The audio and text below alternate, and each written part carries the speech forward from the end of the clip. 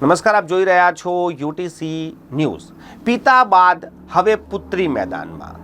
પિતા પ્રોફેસર સતીશ પાઠક જેઓ પૂર્વ વાઇસ ચાન્સેલર ડૉક્ટર વિજય શ્રીવાસ્તવની લાયકાત નથી તેવી ફરિયાદ હાઈકોર્ટમાં કરી હતી અને પ્રોફેસર વિજય શ્રીવાસ્તવે રાજીનામું આપવું પડ્યું છે। ત્યારે હવે તેમની જ પુત્રી સૃષ્ટિ પાઠક નવા નિમણૂક થયેલા વાઇસ ચાન્સેલર ધનેશ પટેલની સામે પડી ગયા છે। સૃષ્ટિ પાઠકે ધનેશ પટેલ અને આર્કિટેક્ચર વિભાગના વડાની સામે હાઈકોર્ટમાં ફરિયાદ કરી છે કે તેમને ખોટી રીતે યુનિવર્સિટીમાંથી નોકરી છોડાવી છે। સૃષ્ટિ પાઠક લાંબા સમયથી મહારાજા સયાજીરાવ યુનિવર્સિટીના ટેકનોલોજી ફેકલ્ટીના આર્કિટેક્ચર ડિપાર્ટમેન્ટમાં કામ કરતા હતા, અભ્યાસ કરાવતા હતા, પરંતુ આ વખતે તેમનું રિન્યૂ ના કરવામાં આવ્યું અને તેમને ઇન્ટરવ્યૂમાં ફેલ કરી દેવામાં આવ્યા। સૃષ્ટિ પાઠક સામે લાયકાતનો સવાલ ઊભો કરી દીધો।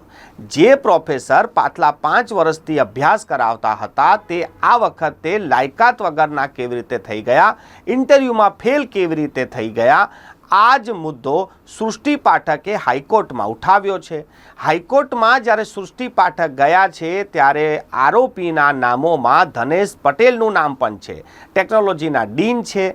હવે સવાલ એ ઊભો થઈ રહ્યો છે કે જે પ્રોફેસર સતીશ પાઠકે લાયકાતનો સવાલ વાઇસ ચાન્સેલર પર ઉઠાવ્યો હતો તેમના જ ગેંગના એક વ્યક્તિ પ્રોફેસર ધનેશ પટેલ સૃષ્ટિ પાઠકને નોકરીમાં કઢાવવાનો સીધો આરોપ છે અને હવે સૃષ્ટિ પાઠક હાઈકોર્ટમાં છે।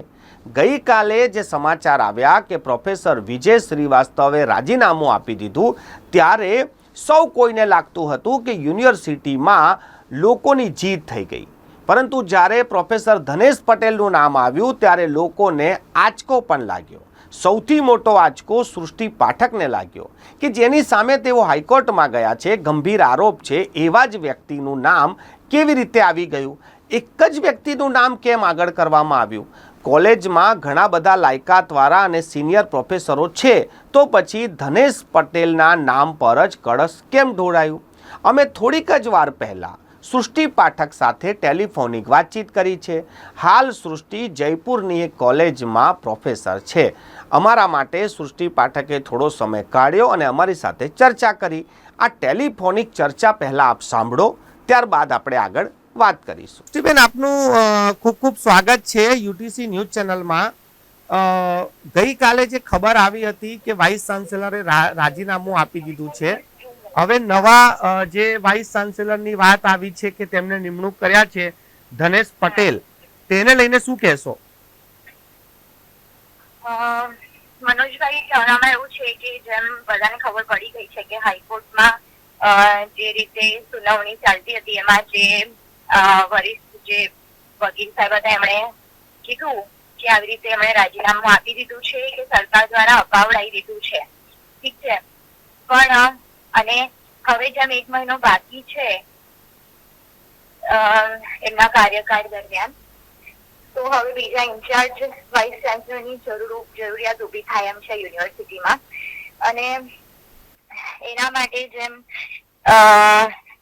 ધનેશ પટેલ, પ્રોફેસર ધનેશ પટેલનું નામ આપવામાં આવ્યું છે।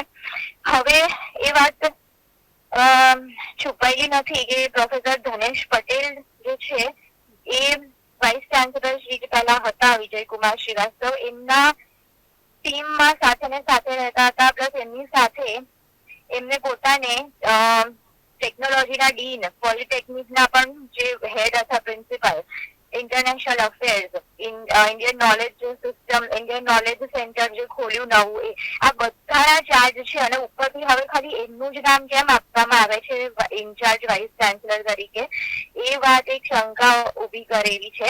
અને બીજા ઘણા બધા સુશિક્ષિત અને વર્ષોથી કાર્યરત હોય તેવા પ્રોફેસરો, ડીન ઘણા બધા યુનિવર્સિટીમાં છે, છતાં પણ ખાલી આમનું જ નામ કેમ આપવામાં આવે છે એ વસ્તુ એ વસ્તુની પણ હવે ફરિયાદ અથવા તો પછી એના વિશે એક શોધ કરવાની જરૂર છે। સૃષ્ટિ, તમે જે કોર્ટમાં ફરિયાદ કરી છે તેમાં ધનેશ પટેલનું પણ નામ છે, તો એવું કહી શકાય કે પિતા બાદ હવે પુત્રી પણ વાઇસ ચાન્સેલરની સામે પડ્યા છે. હા, એવું કહી શકાય, કારણ કે જેમ આ વાત વાઇસ ચાન્સેલર શ્રીએ કરેલા ઘણા બધા ગોટાળાઓમાંની એક આ વાત પણ છે, જે મારા પિતાજીએ ફરિયાદ કરી હતી કે ઘણા બધા ટેમ્પરરી અધ્યાપકોની નિમણૂકની અંદર જે ગોટાળા થયેલા છે તેમાં મારો પણ એક કેસ છે, જેની અંદર લાયકાત હોવા છતાં, પીએચડી ચાલતું હોવા છતાં અને બીજી બધી લાયકાત અને 5-5 વર્ષના MS યુનિવર્સિટીમાં જ અનુભવ હોવા છતાં જ કેમ લોકોની નિમણૂક, મારી પણ નિમણૂક ના થઈ ગત વર્ષે. તો એ માટે મેં પોતે ધનેશ પટેલ, જે ડીન છે ટેકનોલોજીના, એ અને આર્કિટેક્ચર ડિપાર્ટમેન્ટના હેડ, એ બંને સામે મેં કોર્ટમાં ફરિયાદ કરી છે. અને એવા જ વ્યક્તિઓને પાછા ને પાછા એ જ જગ્યાએ અને સત્તા ઉપર લાવવાનો યુનિવર્સિટીનો જે ઈરાદો છે તે પણ આજે વખોડવા લાયક જ ગણાય. પણ સૃષ્ટિ, તમને શું લાગે છે કે જેની વિરુદ્ધ હાઈકોર્ટમાં ફરિયાદ છે કે તેમની પર ગંભીર આક્ષેપ છે, એવા વ્યક્તિને વાઇસ ચાન્સેલર બનાવી દેવા 1 મહિના માટે, આ કેટલું તમે યોગ્ય માનો છો? મને જરા પણ યોગ્ય લાગતું નથી, કારણ કે તમે જયારે એમનો કાર્યકાળ જુઓ, ટેકનોલોજીના 18 ડિપાર્ટમેન્ટની જે અત્યારે જે હાલત છે એ એમનાથી સંભાળાતી નથી. બીજા કેટલા અલગ અલગ ફિલ્ડ એમને સોંપવામાં આવ્યા છે અને બધી જગ્યાએ દોડાદોડ કરીને, અને જે વ્યક્તિ પાસે ઓલરેડી એટલો ભાર અને છતાં પણ જે રીતે વ્યવસ્થાપન થવું જોઈએ થતું ન હોય, અને એની ઉપર કેટલા આરોપો લગાડ્યા છે, એમની પણ જે કામ કરવાની એક યોગ્ય પ્રકારે કામ ન કરવાની જે ક્ષમતા છે એ જોતા મને એમ લાગે છે કે એ રીતે એવા વ્યક્તિને ન લાવી શકાય. અને જેમ આટલું બધું થયું અને હવે ફાઇનલી જયારે વિજયકુમાર શ્રીવાસ્તવનું રાજીનામું આપણને એની વાત જાણવા મળે છે, ત્યારે કોઈ બીજા એવા સક્ષમ અને સારા વ્યક્તિને સામે લાવવું બહુ જરૂરી છે. આ વસ્તુ યુનિવર્સિટી અને સરકાર દ્વારા આ વસ્તુ ધ્યાનમાં લેવી જોઈએ. સૃષ્ટિબેન, તમે આના વિશે સરકારમાં કોઈ પત્ર વ્યવહાર કરશો, કોઈ મેલ કરશો? જરૂર, કારણ કે આજે અત્યારે આ બહુ જ નવું ડેવલપમેન્ટ છે અને મને આજે સવારે જ બધું, અને કાલ સાંજથી અને આજે સવારથી જ મને જે પ્રકારે બધી જાણકારી મળી છે એ પ્રમાણે મને એવું લાગી રહ્યું છે કે કંઈક સારું થવું જોઈએ, એના બદલે એનું એ જ વલણ જે જોવા મળે છે. અને રાજીનામું આપી દીધું એ પણ એવું તો નથી કે બસ છુટકારો થઈ ગયો, પણ બાકીની જે વસ્તુઓ વસૂલવી જોઈએ એ વસ્તુ પણ થવી જોઈએ.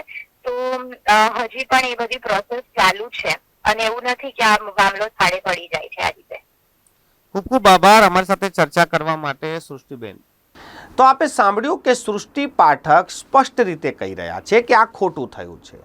તેમનું એટલા હદે કહેવું છે કે એક વ્યક્તિ લાયકાત વગરનો અહીંયાથી ગયો ત્યારે બીજો આવી જ એક વ્યક્તિને વાઇસ ચાન્સેલર બનાવી દેવામાં આવ્યા. સૃષ્ટિ પાઠકનું સ્પષ્ટ કહેવું છે કે જે વ્યક્તિએ ટેકનોલોજી ફેકલ્ટીમાં જ કંઈ નથી કર્યું, માત્ર એમનો એક જ સારી વસ્તુ છે કે તેઓ પ્રોફેસર વિજય શ્રીવાસ્તવના સાથી છે, તેમના સદસ્ય છે, તેમની ટીમ મેમ્બર છે, એટલે જ તેમનું નામ નિમણૂક કરવામાં આવ્યું.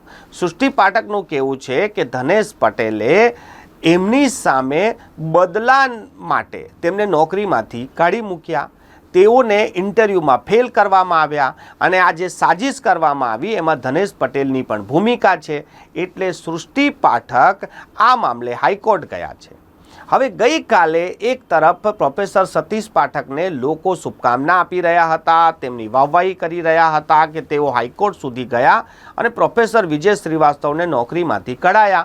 હવે એ જ કામ એમની પુત્રી સૃષ્ટિ પાઠકે ઉપાડ્યું છે. હવે તેઓ ધનેશ પટેલની સામે છે.